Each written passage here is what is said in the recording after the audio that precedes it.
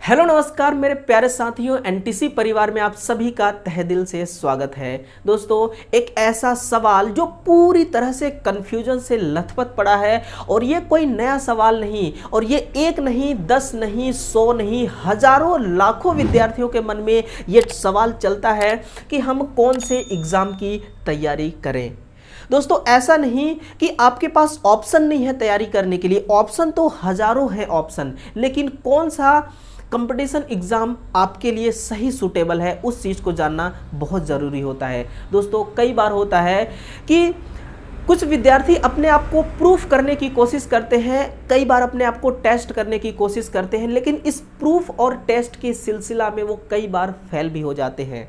दोस्तों, फेल होने का ना एक सबसे बड़ा कारण हो सकता है कि सही मार्गदर्शन ना मिल पाना, सही गाइडेंस ना मिल पाना। तो मैं आपको कोशिश करूंगा, अपनी कोशिश करूंगा कि आपको एक राइट डायरेक्शन और एक सही रास्ता दिखा सकूं। दोस्तों, तैयारी करने वाले ना 3 टाइप के स्टूडेंट होते हैं। पहला वो जो कहता है कि मैं कुछ भी कर सकता हूं, और दूसरा वो जो कहता है कि मुझसे कुछ नहीं हो पाएगा, और तीसरा वो जो कहता है मैं ट्राई तो करूंगा, देखता हूं अगर लक में होगा तो जॉब लग जाएगी। तो ये 3 टाइप के स्टूडेंट होते हैं। अब मैं आपको बताने की कोशिश करता हूं कि कहां कहां आपको ऑफर मिलते हैं जॉब करने के लिए। आप टेक्निकल स्टूडेंट चाहे किसी भी फील्ड से हो, आईटीआई, डिप्लोमा, बीटेक, किसी भी फील्ड से हो, आपको कहां कहां ऑफर मिल सकता है। इसरो में, डीएमआरसी में, सेल में, ऑर्डिनेंस फैक्ट्री में, इंडियन ऑयल में, कोल माइंस में, इंडियन रेलवे में, हरियाणा एलम और UPPCL, DRDO, ordnance factory, Madhya Pradesh का विद्युत विभाग हो गया, ओएनजीसी और एनपीसीआईएल। देख रहे हैं कितने सारे आपके लिए ऑप्शन खड़े हैं। लेकिन आपको पता कैसे चलेगा कि किस एग्जाम के लिए आप फिट बैठते हैं? इस चीज को जिस दिन आपने समझ लिया ना, आप समझिए आपको नौकरी पाना थोड़ा आसान हो जाएगा। तो इसी से रिगार्डिंग हम इस पूरे सेशन में बात करेंगे। पूरे सेशन को शिद्दत से आपको सुनना है। देखिए दोस्तों, सबसे पहले ना मैं कैटेगराइज करता हूं स्टूडेंटों को। हर विद्यार्थियों के अंदर अपनी कोई ना कोई एक ताकत होती है। देखिए, ताकत का मतलब यहाँ मेरा सब्जेक्ट से है, पढ़ाई से है। आपका किस सब्जेक्ट में ज़्यादा रुझान है, इंटरेस्ट है, रुचि है, अगर उसको आपने जान लिया तो थोड़ा आपको आसान हो जाएगा तैयारी करने में। तो एक एक टॉपिक पर बात करते हैं। सबसे पहले मैं आपको कैटेगराइज करता हूँ 2 पार्ट में, है ना। पहला हमारा होगा कि अप्रेंटिसशिप। एक ऐसा स्टूडेंट जिसका अप्रेंटिसशिप कंप्लीट है ना, जिसका अप्रेंटिसशिप कंप्लीट है, और दूसरा जिसका अप्रेंटिसशिप कंप्लीट नहीं है ना, नॉन अप्रेंटिसशिप। ये भी बहुत बड़ी प्रॉब्लम है, ये भी बहुत बड़ी प्रॉब्लम हो सकती है। देखिए, आपका माइंडसेट ये भी हो सकता है कि हमारे पास अप्रेंटिसशिप नहीं है तो हमें बहुत कम जगह मौका मिलेगा, और ऐसा भी हो सकता है कि हमारे पास अप्रेंटिसशिप है तो हमें बहुत अधिक चांस मिलेगा। देखिए, ये 2 टाइप के स्टूडेंट हो गए। अब इनमें से कौन स्टूडेंट, मान लीजिए कि कोई ऐसा स्टूडेंट है जिसका अप्रेंटिसशिप पूरी तरह से कंप्लीट है ना, सुनिएगा मेरी बातों को, तो उसको कहां जाना चाहिए, किस कंपटीशन एग्जाम की तैयारी उसको शुरुआत करनी चाहिए। तो सबसे पहला देखिए, उसके लिए ना कोल माइंस, उसके लिए कोल माइनिंग सबसे बेस्ट है। अगर आपके पास अप्रेंटिसशिप कंप्लीट है, मैं ये नहीं कह रहा हूं कि आप यूपीपीसीएल में नहीं जा सकते, डीआरडीओ में नहीं जा सकते, इसरो में नहीं जा सकते, बेखौफ जा सकते हैं, आपके लिए दरवाजा बिल्कुल खुला है उनका। लेकिन आपको जहां पर आपकी इस अप्रेंटिसशिप का प्रायोरिटी मिलेगा ना, उस चीज को मैं आपको बता रहा हूं, चीजें मैं आपको आसान करने की कोशिश कर रहा हूं। तो आप कोल माइंस में चले जाइए। जैसा कि इसका एक पार्ट है एनसीएल, इसमें अप्रेंटिसशिप मांगी जाती है, आप एनसीएल में जा सकते हैं। आप डीएफसीसीआईएल में जा सकते हैं, यहां पर भी आपको प्राथमिकता मिलेगा। आप एनपीसीआईएल में भी जा सकते हैं, कई बार एनपीसीआईएल में भी मांग ली जाती है। आप जब एनसीएल की तैयारी करेंगे, डीएफसीसीआईएल की तैयारी करेंगे, एनपीसीआईएल की तैयारी करेंगे, तो आपका जो अप्रेंटिसशिप का महत्व है वो प्रायोरिटी यहां पर मिलेगा। अगर आप दूसरे जगह जाएंगे तो इसका कोई प्रायोरिटी आपको नहीं मिलेगा, है ना। तो आपके लिए अप्रेंटिसशिप वालों के लिए कहां कहां मौका है, एनसीएल, डीएफसीसीआईएल। अब हम बात करते हैं उन विद्यार्थियों का जिनके पास अप्रेंटिसशिप नहीं है। दोस्तों ये जो नहीं वाला शब्द है ना, कई बार क्या होता है कि आपके जीवन में, आपको जीवन में आगे बढ़ने से, अपना करियर बनाने से आपको ये रुकावट पैदा कर देती है। लेकिन ये नहीं वर्ड यहाँ पर बिल्कुल अपोजिट तरीके से काम करेगा। देखिए, आपके पास अप्रेंटिसशिप नहीं है तो आप किस किस की तैयारी कर सकते हैं? आप यूपीपीसीएल की तैयारी कर सकते हैं, आप यूपी आर्विनल की तैयारी कर सकते हैं, आप इसरो की तैयारी कर सकते हैं, आप डीआरडीओ की तैयारी कर सकते हैं, आप ऑर्डिनेंस फैक्ट्री की तैयारी कर सकते हैं, है ना, आप एमपीईबी की तैयारी कर सकते हैं।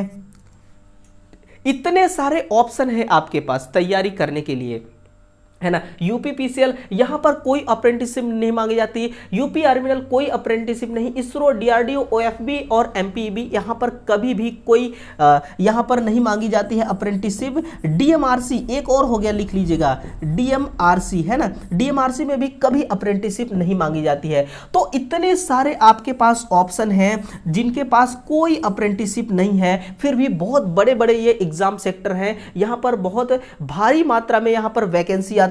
और सबसे भारी तो दोस्तों आपका रेलवे है ना, कभी भी रेलवे में अप्रेंटिसशिप नहीं मांगी गई है। तो रेलवे से बड़ी संस्था तो मैं और कोई जानता ही नहीं हूं कि रेलवे से भी बड़ी संस्था है, इसमें हमेशा लाखों में वैकेंसी आती है ना। तो जिनका अप्रेंटिसशिप नहीं है उनके लिए तो क्लियर हो गया कि उनको कहां जाना चाहिए, और जिनके पास अप्रेंटिसशिप है उनका भी क्लियर हो गया कि उनको कहां जाना चाहिए, तो उनको इस अप्रेंटिसशिप का महत्व मिलेगा। अब मैं अगले पोर्शन की ओर आगे ले चलता हूं आपको। देखिए, अब आप तैयारी करना स्टार्ट कर चुके हैं, आप ये समझिए कि आप तैयारी करना स्टार्ट कर चुके हैं, मैं अलग अलग कर दिया आपको, है ना। अब आप देखिए, तैयारी जब भी आप करते हैं तो आपका एग्जाम 2 स्टेज में होता है, कहने का मतलब 2 पार्ट में, एक नॉन टेक एक टेक्निकल का। तो टेक्निकल में बाद में बात करता हूं, सबसे पहले नॉन टेक का पॉइंट पकड़ता हूं।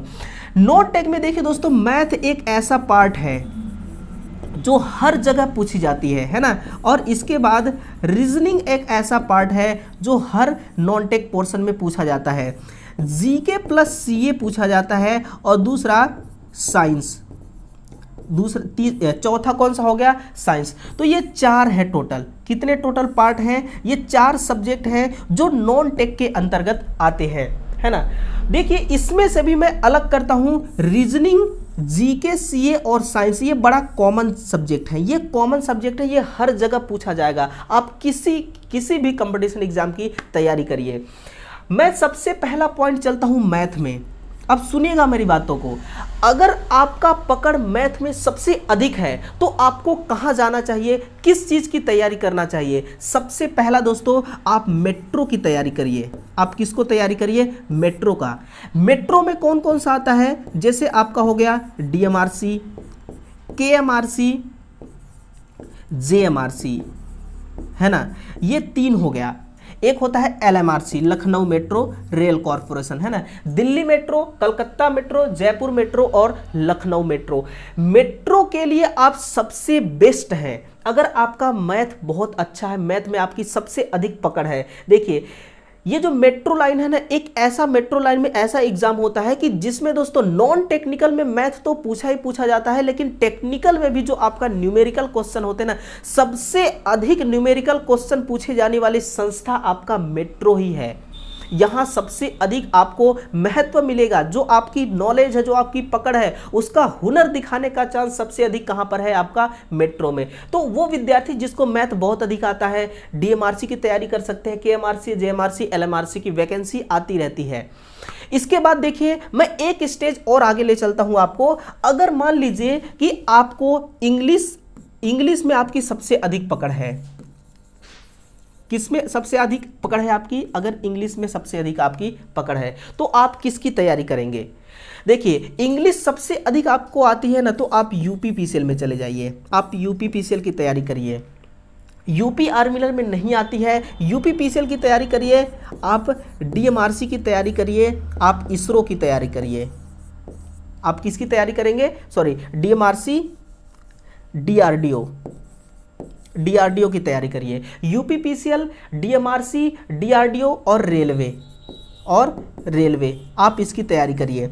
यहां पर इंग्लिश पूछी जाती है ना, यहां पर इंग्लिश पूछी जाती है। जो आपको इंग्लिश आता है ना, तो आप इनकी तैयारी करिए, यूपीपीसीएल की, डीएमआरसी की, डीआरडीओ की, रेलवे की। रेलवे में दोस्तों क्या होता है कि एक बेसिक साइंस, देखिए 3 स्टेज में इसका एग्जाम होता है। तो जो सेकेंड CBT2 होता है उसमें 2 पार्ट होता है ना। तो पहले पार्ट में जो पार्ट ए होता है उसमें एक पार्ट होता है कि बेसिक साइंस एंड इंजीनियरिंग, जहां से 40 नंबर के क्वेश्चन पूछे जाते हैं टोटल। और वो 40 नंबर जो क्वेश्चन पूछा जाता है ना, ऐसा नहीं एक ही पार्ट से पूछा जाता है, नहीं नहीं, 4 पार्ट से पूछा जाता है, जिसमें से एक पार्ट का नाम है IT लिटरेसी, दूसरा इनरोलमेंट और तीसरा ऑक्यूपेशनल सेफ्टी, और उसी में से चौथा पार्ट होता है इंग्लिश का, जहां से क्वेश्चन पूछा जाता है। तो आपको अगर इंग्लिश आपकी पकड़ अच्छी है इंग्लिश में, तो आप इनकी तैयारी करिए, सबसे बेस्ट है। आपके अंदर जो क्वालिटी है उस क्वालिटी को निखारने का, उस क्वालिटी का फायदा लेने का यहां पर आपको सबसे बढ़िया ऑप्शन मिलेगा। इसके बाद देखिए, कई बार हम दोस्तों कंप्यूटर से वंचित रह जाते हैं। और कंप्यूटर देखिए, अगर आपको कंप्यूटर आती है तो आपको किस चीज की तैयारी करना चाहिए। कई बार ऐसे होता है कि आपको कंप्यूटर आता नहीं, लेकिन फिर भी कंप्यूटर वाले कंपटीशन एग्जाम की आप तैयारी कर रहे होते हैं। जब वैकेंसी आती है और नोटिफिकेशन में साफ शब्दों में लिखा होता है कि कंप्यूटर वाले बच्चे ही एलिजिबल हैं, तो फिर आपको बड़ा दुख होता है इस चीज को जान करके। तो आप कंप्यूटर अगर आपको आता है तो आप किसकी तैयारी करेंगे?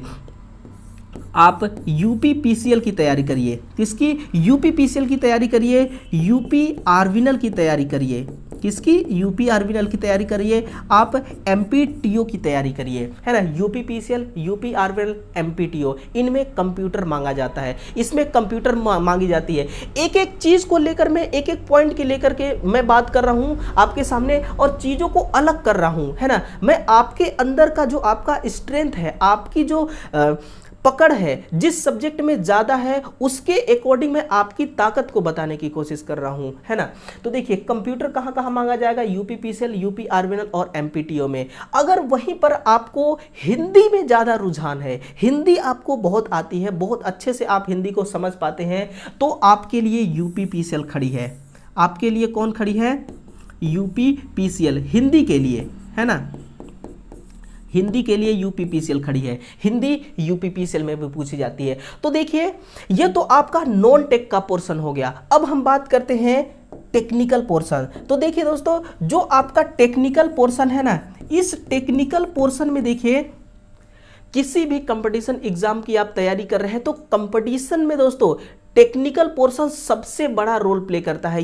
ये समझिए आपकी तैयारी का रीढ़ की हड्डी है ना। अगर आप इलेक्ट्रीशियन ट्रेड से हैं तो 2 वर्ष तक तो लगातार आपने इसको पढ़ा, उसके बाद जब आपका ये कंप्लीट हो गया कोर्स, फिर भी आप 1-2 साल से लगे हैं, यानी कि उसी ऐसा तो है नहीं कि 10 बुक है, 10 बुक से आप पढ़ रहे हैं, एक ही बुक से आप पढ़ रहे हैं, अरिहंत से पढ़ रहे हैं, या फिर एक आध बुक और से पढ़ रहे होंगे। तो क्या 4 साल में आपने 2 बुक नहीं पढ़ पाया? 4 साल में तो 40 बार 2 बुक को पढ़ा जा सकता है ना। तो देखिए, आपका कंपटीशन एग्जाम के लिए दोस्तों टेक्निकल पोर्शन सबसे बड़ा रोल प्ले करता है। और मुझे ऐसा लगता है कि ऐसा नहीं लगता कि टेक्निकल पोर्शन में कोई बच्चा वीक होगा, कोई बच्चा कम होगा, कोई स्टूडेंट कमजोर होगा, है ना। तो टेक्निकल देखिए सबसे बड़ा रोल प्ले करता है। इसके बाद नॉन टेक है। नॉन टेक एक ऐसा पार्ट है जो आपका सिलेक्शन रोकता है ना। तो ये रहा दोस्तों इस सेशन में जो मेरा मकसद था, उस मकसद को मैंने एक एक पॉइंट करके आपके सामने रखा। जाहिर है कि आपको चीजें समझ में आ गई होंगी कि आप किस कंपटीशन एग्जाम के लिए ज्यादा सुटेबल हैं, है ना। आप जरा गौर करिए और महसूस करते हुए बताइए, मुझे कमेंट करके आप बताइए कि क्या आप ऑर्डिनेंस फैक्ट्री के लिए फिट है, या फिर क्या आप इस डीएमआरसी के लिए फिट है, सेल के लिए है, coal mines, Indian oil, ordnance factory, Indian railway, ALM, है ना, ordnance factory, DMRC, UPPCL, NPCIL, ONGC और एमपीईबी, इनमें से किसकी आप तैयारी कर रहे हैं? मैंने आपको एक एक चीज़ बताया कि किस में क्या पूछा जाता है, कहाँ इंग्लिश आती है, कहाँ कंप्यूटर आती है, और कहाँ आपको ज़्यादा महत्व मिलेगा आपके अप्रेंटिसशिप का। और जो अप्रेंटिसशिप नहीं है अगर आपके पास, तो आप किसकी तैयारी कर सकते हैं। मुझे दोस्तों उम्मीद है कि ये सेशन आपको बहुत पसंद आया होगा, आपके दिल को टच किया होगा, क्योंकि एक एक चीज़ें मैं आपके सामने रखा। इस सेशन को एक बार सभी विद्यार्थी जो भी देख रहे हैं इसको एक बार लाइक कर देंगे और शेयर करेंगे और चैनल को सब्सक्राइब कर लेंगे, क्योंकि हम आपके लिए वो मसाला, वो कंटेंट लेकर आते हैं जो आपके सीधा एग्जाम के लिए काम आता है। है ना। तो बेहतर कंटेंट पाने के लिए इस चैनल को सब्सक्राइब कर लीजिएगा और दूसरे विद्यार्थियों तक इस वीडियो को जरूर से शेयर करिएगा। चलिए कल फिर से मिलते हैं एक नए अंदाज में, तब तक के लिए आप सभी विद्यार्थियों का दिल से बहुत बहुत धन्यवाद। Thank you.